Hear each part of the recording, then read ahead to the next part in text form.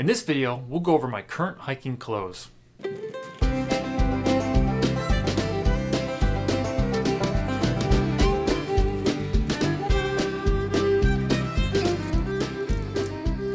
As an overview, we'll look at some of the clothing I use on my backpacking trips.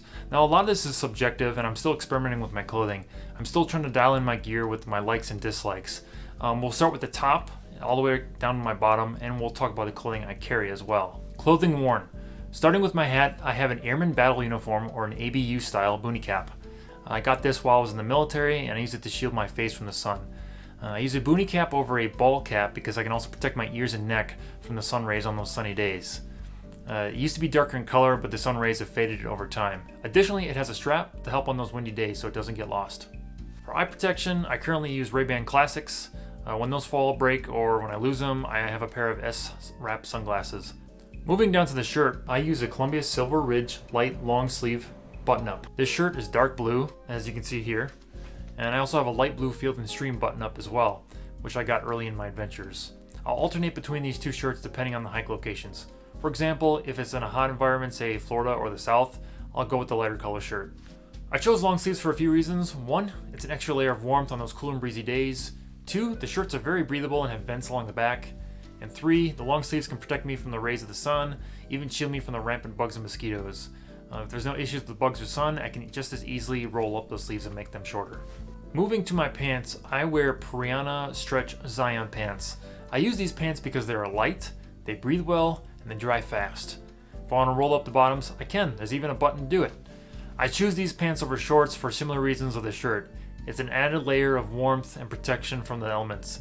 Plus, I find it useful that the dirt and rocks don't slip into my shoes because of the pants. Another alternative pair of pants I have are the North Face Zip Short pants. Again, these are a light material that dries quickly, and I'll opt to these pants depending on the climate and the location. I'm not a big fan of these pants because they are a bit short on me and a little tight around the thighs. And the zipper sections tend to rub on my knees, but they're great when I want to convert to shorts.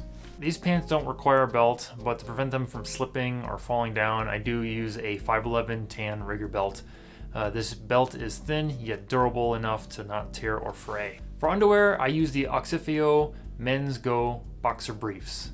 I normally wear boxers, but when I do, I find I get sweat buildup and chafing. I tried spandex as well and get the same effect, but when I use these, they were successful. During my ruck days, I tried commando and that also works, but I'm not ready to go commando while backpacking just yet. For socks, I use the double sock method. I have an inner layer, which helps ventilate my feet, and then a thick layer over that to prevent friction. There's an inner layer sock that goes over my feet, which is Right Sock brand Mesh Cool Tool ankle socks. These are thin and breathable, and they wick the sweat away from my feet. Now over those socks, I use People socks. These are a thick wool blend sock. This is another trick I learned from my rucking days to prevent blisters and hot spots forming on your feet by doing this two sock method. For my shoes, I use the Merrell Moab 2 ventilators. I originally bought these bad boys for deployment and have used them overseas twice. Most of the wear and tear on them is not from my backpacking trips, but from the rocks and terrain while deployed. That's why there's holes in there. But the worn tread on the bottom is definitely from hiking. I have a new pair of Merrell Moab 2s that I'll use after the current pair fall apart. Alright, so the next bunch of clothes are items that I have packed in my bag that I don't essentially wear while I'm hiking. Starting with my head, I have a fleece cap. This cap was issued to me and is breathable for when you sweat. It'll also keep you warm on those cold days. For my insulated jacket, I have an Eddie Bauer Microtherm 2.0 Storm Down jacket. It weighs 1 ounce and you can't go wrong there. And it folds into the chest pocket, so it's a nice puffy sack.